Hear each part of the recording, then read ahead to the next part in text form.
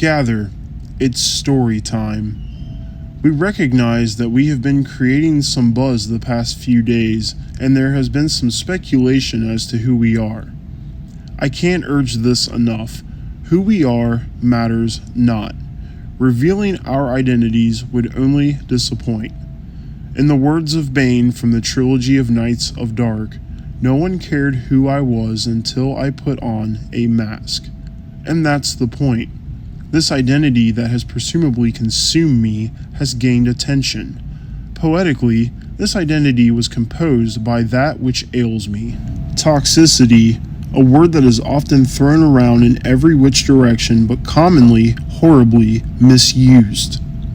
Our purpose for assembling and entering this world of cyber conversation is merely to contribute to what we acknowledge as the beam of light enduring and shining through the clouds on the darkest of days.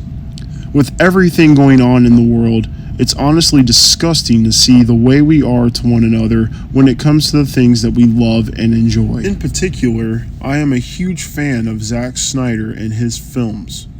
His DC story arc is something that made me, as an avid comic book reader, very happy. Now, I acknowledge that my opinion is subjective, but I believe what he started was leading to something truly incredible, and each film was just a chapter in an epic book. It's pretty common for a book's story to not add up if you quit 3 chapters in. I want to finish what I think is a really good book. Now, I'm not suggesting that people who don't like his movies may have a change of heart if his story is completed. I'm just saying that when he was greenlit for BVS, he believed he would be able to tell his whole story, so he delivered his films in a way that leaves you guessing and anticipating what was to come. It's okay to not like his movies.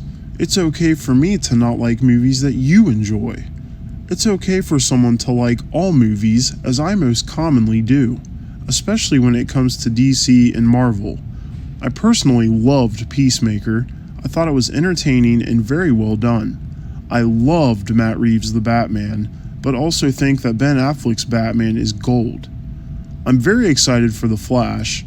Andy Muschietti is a great filmmaker, and I'm excited to see the direction he took with his film. Anyone who thinks this film can erase a character is wrong. Anyone who thinks it can end the Snyderverse is wrong. If you disagree, educate yourself on the definition of multiverse and read up on how it has been used in comics. And guess what? It's also okay to be wrong. Just admit it and embrace what comes afterwards. Keeping an open mind can never hurt. A closed mind can never grow. A mind that doesn't grow simply stays small. Going after those who were wrong is also not okay either. This is where things begin to drive me mad. I do not advocate any of the bullies who typically target people that love Zack's work.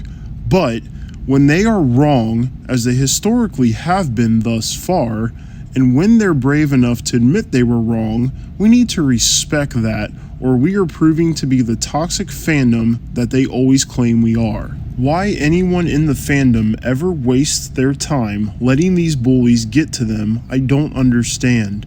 Their subjective opinions about that which you love is but a drop of rain on a raging fire. We need to refocus and reorganize. This fandom is truly amazing. It is the beam of light I spoke of earlier. We have achieved wonders, and truly believe we have yet to scratch the surface of what's possible. We can work together. Despite other things we may disagree on, we have a shared love for the Snyderverse, and we keep it alive. And guess what? These bullies and so-called anti-Snyderverse warriors, they keep it alive just the same by showing it's something worth discussing. So despite what they may say, their actions are speaking loud and clear. I sincerely thank everyone who keeps the discussion alive, but I urge my fellow Snyderverse loyalists to take a step back.